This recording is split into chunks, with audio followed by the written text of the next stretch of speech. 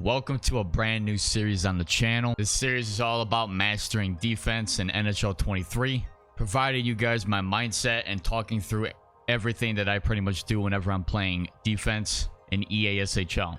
This is the current build I have on the screen right now. I'm playing on old gen. All the games that I've pretty much played have been on new gen, so I'm a low level here, starting out just like as if I'm level 1. So this series isn't going to be, you know, just limited to drop-ins. This could be clubs, this could be threes, this could be sixes. It doesn't really matter. It's all about just mastering defense in terms of EASHL in this game. So here we are. We're in the peak. Let's get it. So I'm playing as obviously a defensive defenseman. I've got gold stick 'em up. I think that's a very good starter zone ability to have in this game, considering how poke checks have been nerfed. When I go into this game, it's all about, you know, just mastering the fundamentals. So I'm going to be mainly concerning about that, focusing on that throughout this game. Regardless of what my teammates are doing, this is drop-ins. This is about just mastering your own skills. You pick something that you want to get better at, and you focus on that throughout the entire game. Doesn't matter if you win or lose. This is drop-ins at this point. So fundamental defense, obviously number one, you're the last man back. This guy takes a hit. I could have grabbed that. Doesn't really matter. You got somebody AFK here at the center. But sometimes they could fake that, so and now he gets turned to an AI, so we're playing against an AI as well. Oh, he got that around me, right? So I think what happened there was it was a hard pass, right? And I'm kind of point blank on the guy who had the puck. So sometimes those hard passes, it's tough to intercept the puck. My guy did go for it, but he didn't get it. So one thing I could have done was perhaps, if I had the space, stick lift the guy that he was attempting to pass to. Therefore, he can't pick it up, and the puck will go right by him. So again, fundamentals, last man back, nobody gets behind you. If there's 2-on-1s, you are required to be able to save that, which is not going to happen every time. That's kind of an above average defensive play if you're going to be able to make a 1-on-2 type of stop, right? There should be at least one forward back helping you out, but if that's not going to happen, you are required to play a certain way to where you can actually limit the other team from scoring. So that's not just a guaranteed goal from every single time. But any breakaway is your fault if you're the last man back. If you could go up in the play. I mean, let's not make it seem like you can never go up. If that happens, then somebody else has to make sure that they are the last man back. But when you are the last man back, you have to play back, obviously, and not allow any breakaways. There's a shot scored. So that right there, kind of tough to stop. I'm actually surprised that went in because that usually doesn't go in. But I was on the AI playing backdoor. Green was sort of there too, so I could have maybe pursued the puck carrier.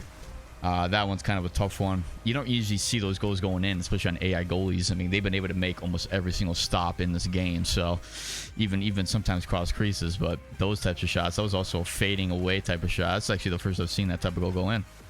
Here comes Green though, scored. So that's the glitch goal that Green just did. Obviously pulling it, utilizing close quarters. Actually, that wasn't close quarters. He actually has ankle breaker on, but still, that's almost a guaranteed goal every time you do that move. You basically pull it around the outside of the goaltender and tuck it around him. See if Red passes it back. He won't. So I'm just gonna focus on me. So I'm playing back. Nobody wants to forecheck, then that's on them. There should be somebody forechecking, and we get somebody who quits. Not sure why. Maybe that guy lost connection because he was mid pass with that, right? So kind of weird right there. This is old gen, like I said, so glitches are bound to happen. And on to the next game. All right, so here we go, game 2. Let's try this again. I have a prestige 1 player. Let's see how this guy is. Red. I think I'm like level 6 or 7 in this game. I see. I tried recording this like 3. Okay, let's see here. Jesus Christ. I honestly tried recording this like 5-6 times right now, so let's see if it works. You know, that's why I was a level 1 at one point.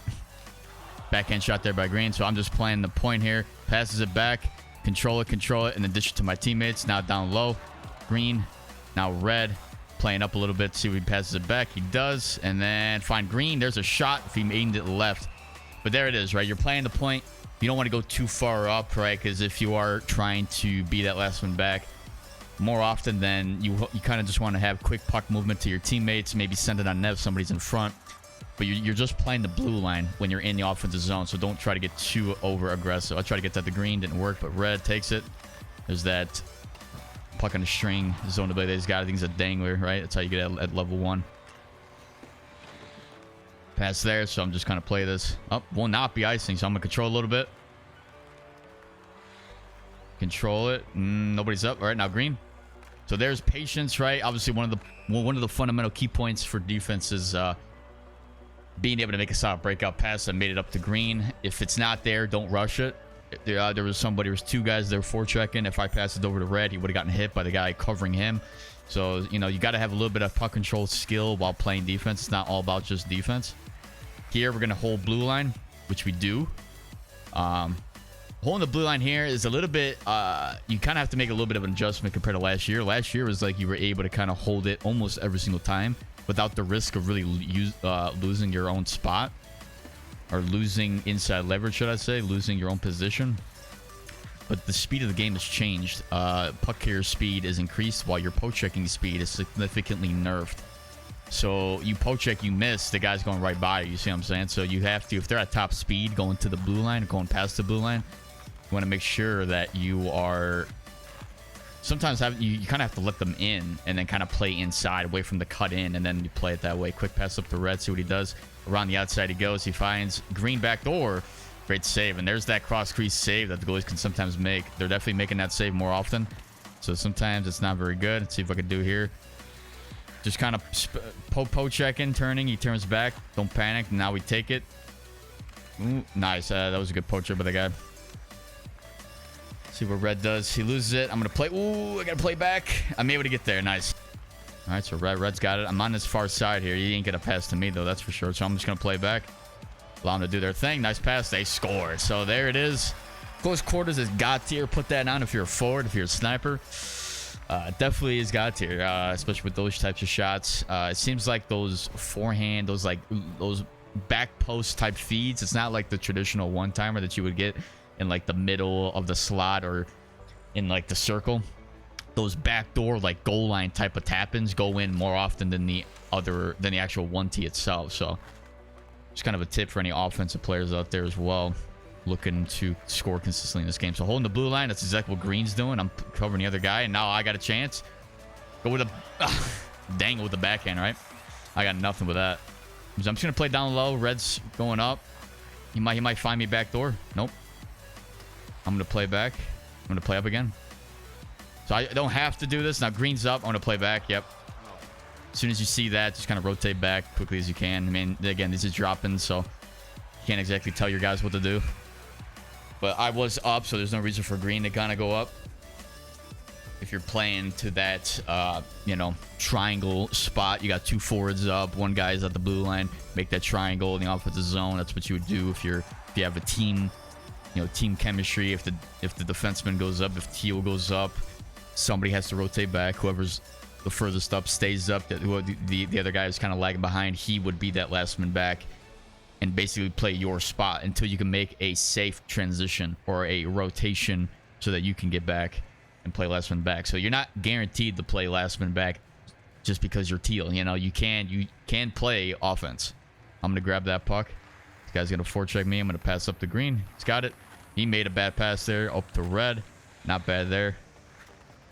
I see this guy streaking. Hold the blue lines if I can. I was able to do so, and I lost the puck. That's all right. We'll play it here, and I saw that guy cutting. I knew he was around green. I'm gonna play this guy. He might go back at the point. Takes a shot. Yeah, I should have been more aggressive on that guy. See if I can find green though. So sometimes you can take a wrist shot, and it's depends on how hard the pass is. If you can get it on their blade. That one was not a very good pass by me.